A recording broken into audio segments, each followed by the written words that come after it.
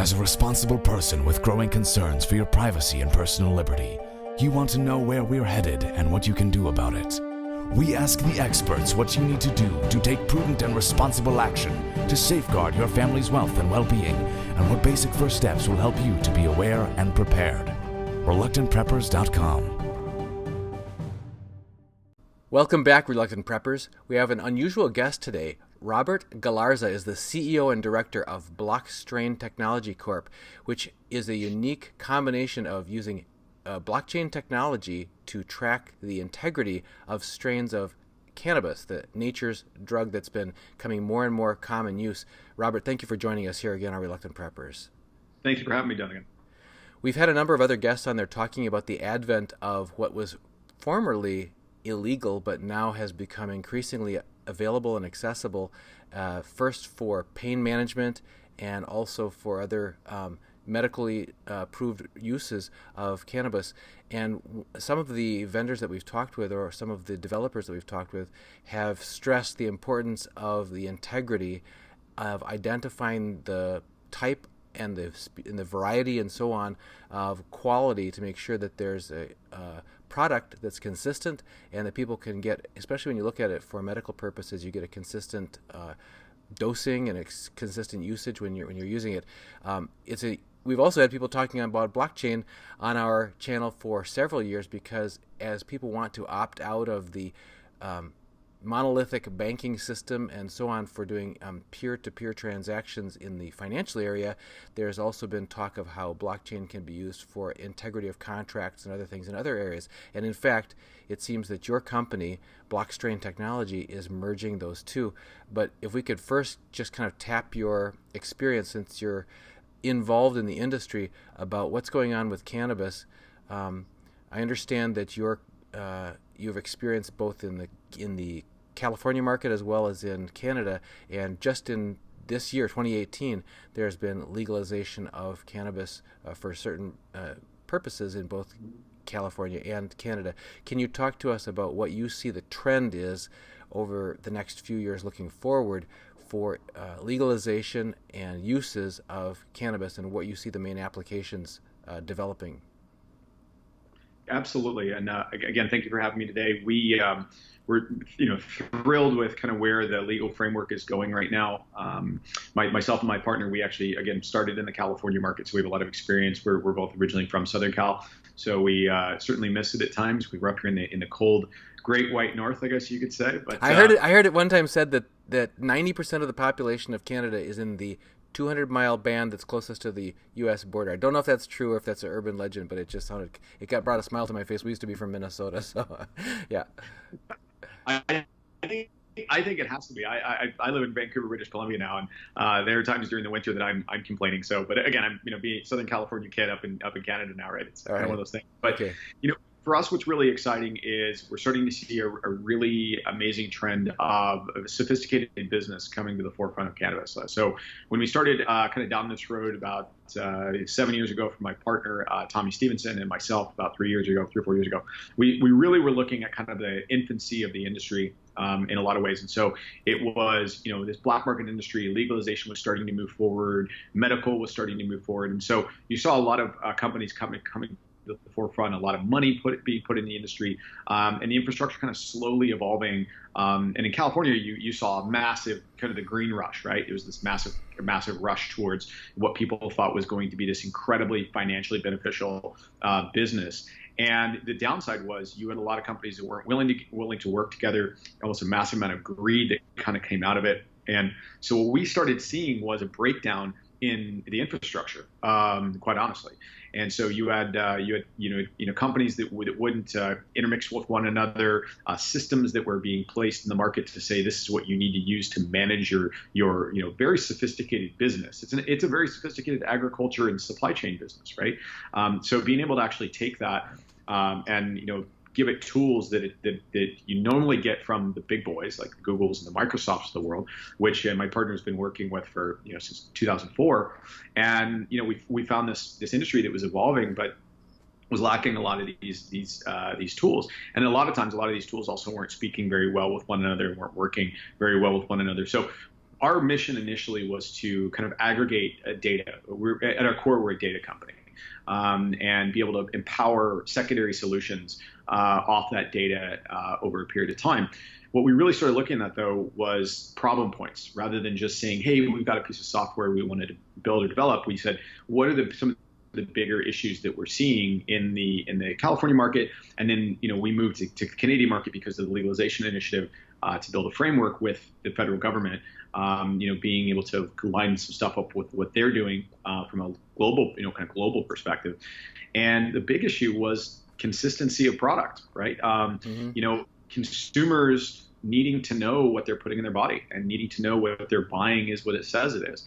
And being able to keep the black market product off the shelves in markets where legalization is happening. I mean, one of the most amazing things I just read the other day, as much as those of us that are in and around the cannabis industry were initially just kind of like terrified of Jeff Sessions and his rhetoric. I just read an article recently that the Department of Justice is doing everything possible to break down the illegal and illicit cannabis market in a lot of these states, which is allowing the legal market to thrive and grow. And that's important because, at the end of the day, the way we keep tainted products out of the hands of, our consumers, and the way we keep product out of the hands of our kids is being able to, ensure that the legal industry grows and thrives. So that was a big part of why we started what we started was, let's create a solution that says legal pipeline, legal grower, creates product, gets it to the legal sellers, and we can empower them with the information to know what they're putting in their body and where it came from and where it went through the entire supply chain. Yeah, we were talked with one developer of a product that said that their particular strain that they had developed through hybrid, breeding and that sort of thing was specifically attuned to the medical uses that it was intended for, that kind of thing. And it was very important to them to have any growers who were going to grow for them to make sure that they were only growing exactly that particular strain. So I know that in any pharmaceutical industry is very sensitive to that. Anything that's related to either food, drugs, or pharmacy, very stringent quality controls, that sort of thing. So in other areas of business, and we've certainly seen IBM and others. You mentioned some other big names that are leaning to the blockchain to find ways of guaranteeing integrity of their supply chain and the materials that are in progress in that from sender to receiver and that sort of thing, those smart contracts, etc. So what specifically did you see as unmet needs in that space that you're trying to find ways to address? Yeah, so in the Canadian market, we've got pretty stringent testing standards that have been put into place from the medical perspective. So you've got the medical market that has quality product because it's gone through a pretty rigorous testing cycle, and you're starting to see states evolve in that in the U.S. and that ecosystem as well. And we have yet to totally see the framework of recreational, but we assume and we actually are proponents of pushing GMP or good manufacturing practices to be implemented in place, right? So we know that whether it's a recreational market or recreational product or a medical product, it doesn't really matter. It still has to go through the same level of testing for the batches of product before they are sold. And so what we started to see was, you're getting the test done, but the varietals that exist in the marketplace are, this is not a plant that can be standardized. It's not one that it's more like the wine industry than anything else. And you've got such varietals of the grapes. Mm-hmm. Cannabis is a very, very, it evolves, right? The product evolves. It can grow from the same mother plant under same conditions and create almost two different products. So the important thing for us was to say, okay, if you're doing the testing, let's create a validity system. Let's automate a lot of the processes as well, because you can't allow that amount of inventory to meet the needs of a growing market and a massive demand, unless you have a way to cut down on all the administrative processes. And that's kind of what our expertise has been automating a lot of those systems over the past 16, 17 years from an enterprise standpoint. And so for us, what we saw was, first thing, identify, validate. Help empower the labs that are doing the testing to get the product through as fast as possible, to get it to market to where they know it's tested, they know it's safe, they know what it is, that it's got the same pharmacological Right. composition structure that the same product that you're buying, right? Active And properties, et cetera. Yeah. exactly, and that allows the consumers on the end to know what they're buying. They don't have to worry as much about the brand name. They can look more at like, okay, this is exactly what I take on a consistent basis that helps my lower back pain or helps me sleep, or even for some people, I've seen strains that are targeted towards attacking Lyme disease. Very unique stuff out there in the what we call the craft growing market in Canada. And so for us, we want to be able to say, look, we need to take those great genetics, that great medicine. We got to make sure it's safe, make sure it's valid, and then when it enters into the ecosystem, be able to empower the consumers with it. So that's where blockchain was so exciting because of the immutability of the record, because of the transactional components, and then eventually being able to create, a system where you've got a lot of good actors that are working together with validated product, blockchain validated products, being able to mingle together and enter into smart contracts where we can start to hybrid those products together, and we don't have to worry about doing net 30 or net 60 or chasing down licensing contracts or joint venture contracts. It's literally, we can take it, look, I have a certified verified product, you have a certified verified product, let's build them in an ecosystem, and this product moves that's got our same characteristics from the same gene sequence. We can share the profits and revenue within a model, and that's the exciting part about where blockchain tech is really being able to, just transparency. Everything is about transparency for us. We were just speaking with another entrepreneur who's coming. His company is actually going to be going public later this month of June. And I should have mentioned earlier to everyone who's watching this that we are recording this on June 6th, 2018. And anyway, his blockchain technology company is making it possible for peer networks of small-time producers to group together to compete with basically the big too big to fail monopolistic producers who have, and we weren't talking about cannabis, we were talking about other industries, but the whole point is that it's for people who want to be able to branch out into industries or enter into business in ways that are enabling small producers and to somehow combine their size to match the scale and sometimes really compete. That blockchain integrity and being able to participate in those contracts is a huge enabler for that. Something else you got us our attention with, because we've talked about Lyme disease several times on this channel and also on our sister channel, healingyourself.life. If you could off air or whatever, if we give me further information about the particular applications of cannabis to Lyme treatment, we'd be happy to pursue that further for our audience, because we do have a number of people following this, and my wife and myself both being treated for Lyme as well. So it remains of personal interest as well. Now, in the case of blockchain, you've mentioned some of the advantages of it as far as the integrity of contracts and the tracking of material that's in WIP. What specific capabilities, is there a timeline that these capabilities, are they all everything we've talked about available now, or are these is this a roadmap and a vision, and what's what's going to become available in the near future? That's a great question. At the very outset, the immutability portion of the validation component is there.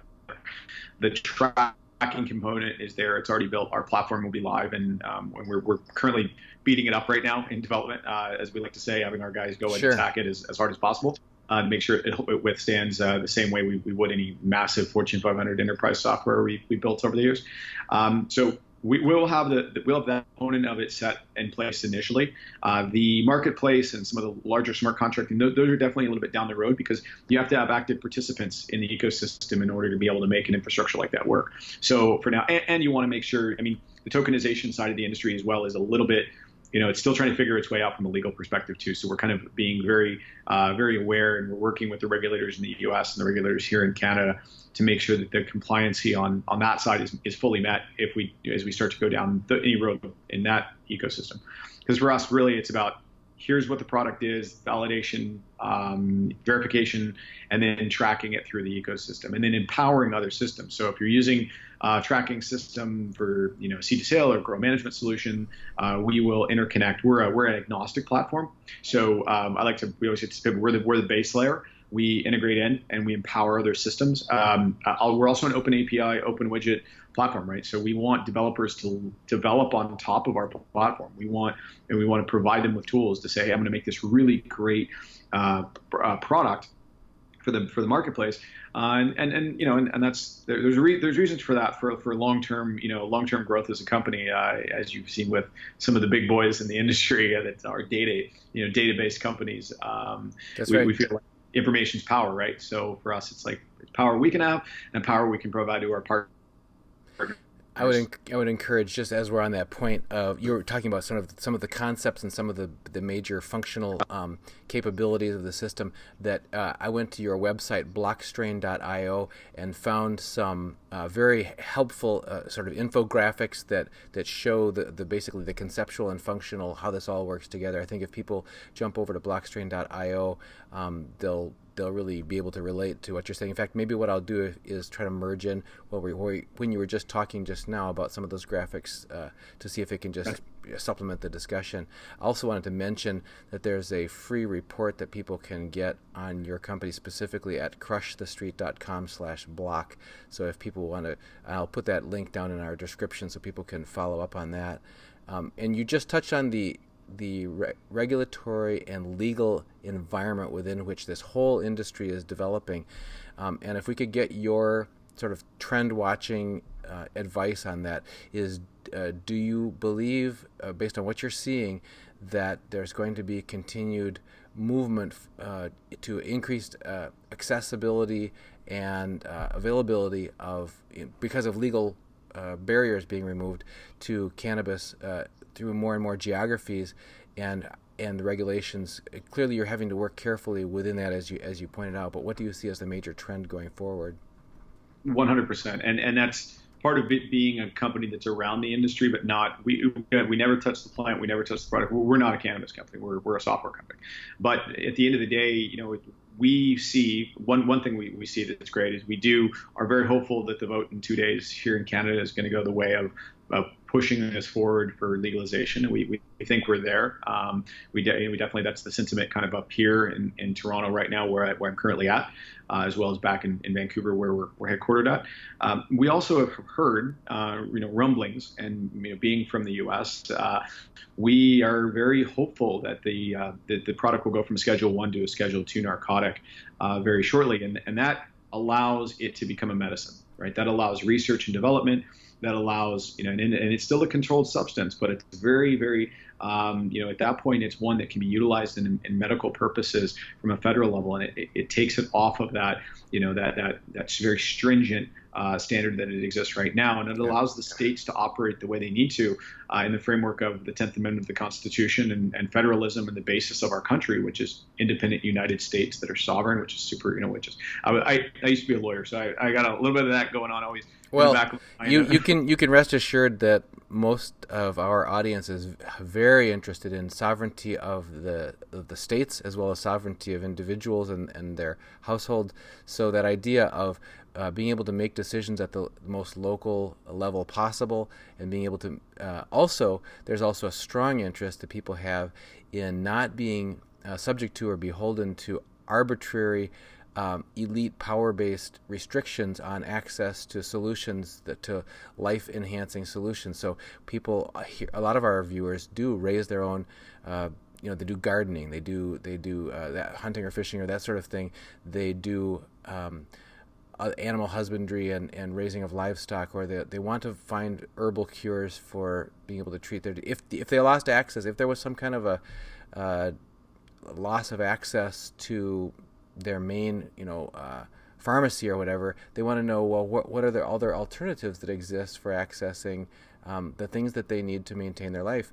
And this is interesting because that's another whole branch that we haven't really explored, is people are concerned sometimes about technology-based solutions specifically that might be centralized, or somebody could just turn off the switch and now you can't get access to what you need. But isn't it true that one of the interesting aspects of the blockchain is its decentralized nature, and that actually it enables this peer-to-peer networking of people who want to transact with each other without necessarily being dependent on a single central hub to make that all possible? Absolutely, and we're a system that because of the size of the files for genetic framework are very large, and you can't place those necessarily on the blockchain themselves. We understand the need for centralized and decentralized systems to work with one another.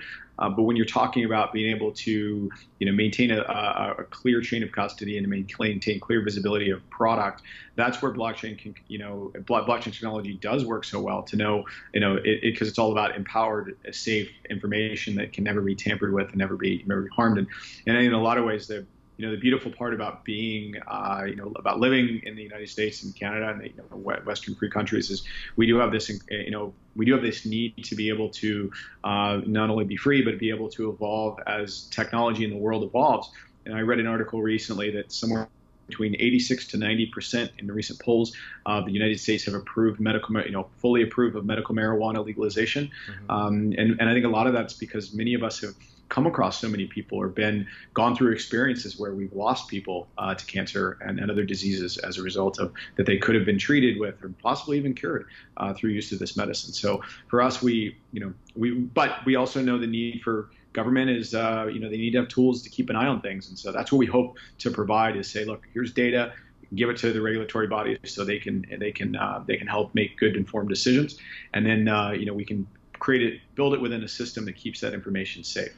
Yeah, the other thing you had me thinking about when you were talking about the medical uses and necessity, how people are quite sympathetic for pain management particularly, is that the alternative is what we've been living with for the past several decades is some very serious consequences in many people's lives from other pain management medications.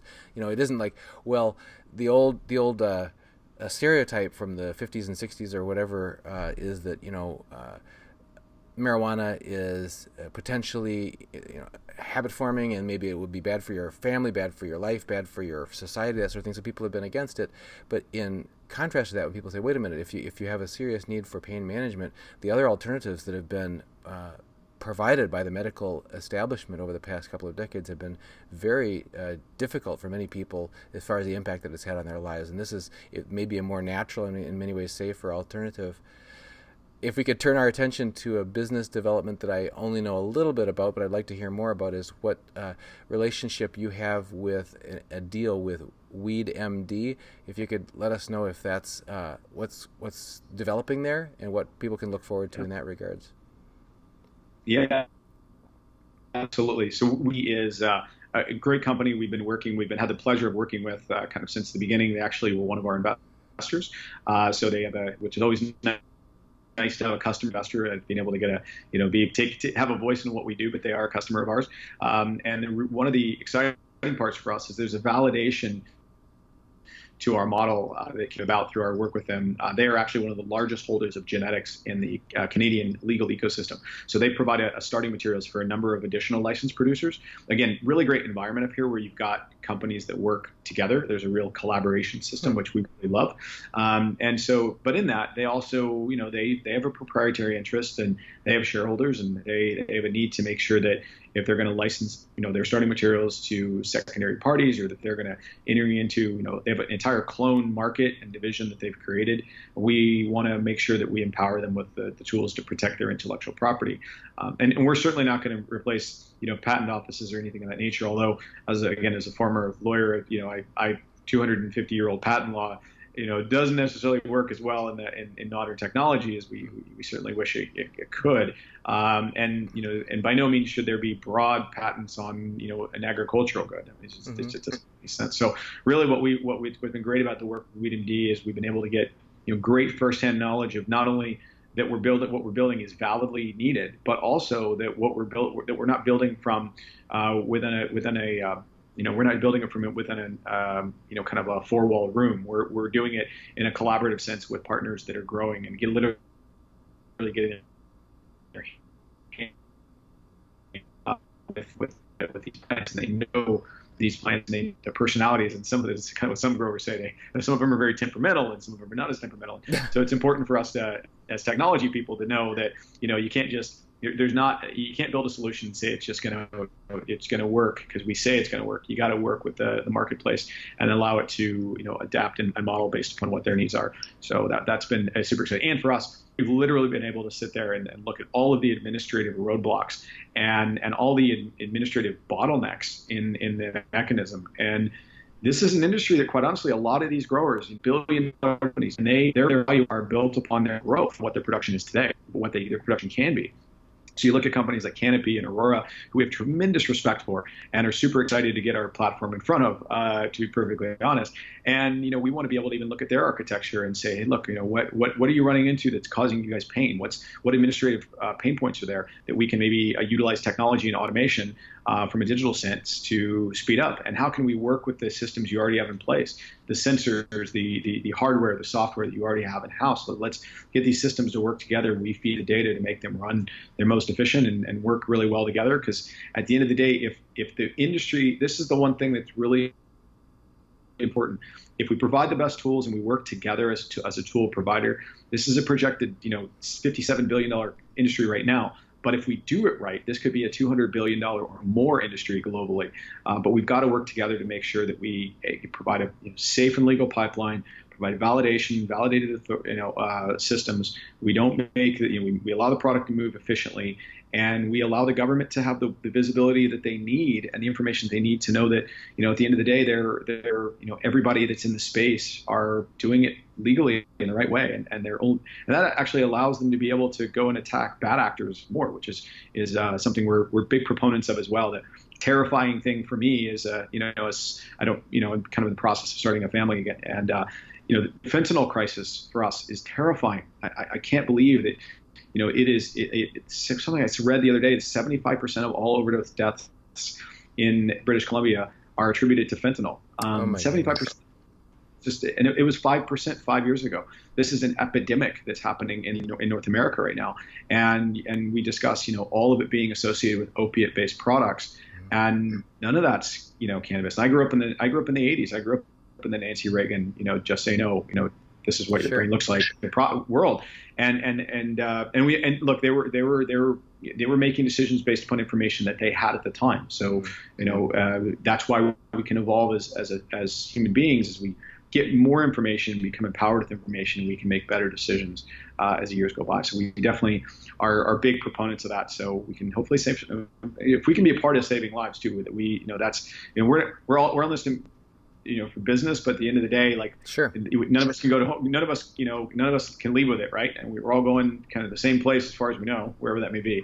And at the end of the day, we want to make sure that we leave some good mark on the world for while we're here and when we're beyond. Well, we've been talking with Robert Galarza. He's the CEO and director of BLOCKStrain Technology Corp. Robert, before we let you go, can you let people know where they can get more information about your company and the business aspects of it?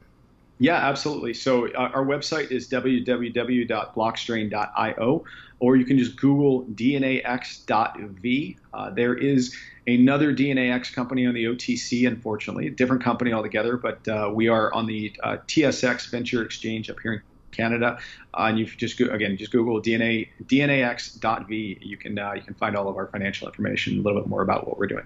And in case people missed it earlier, I mentioned that there's a free research report available at crushthestreet.com/block. That's crushthestreet.com/block. I'll put the link in the description. And Robert, we're just very grateful for you joining us here on Reluctant Preppers. Thank you for having me.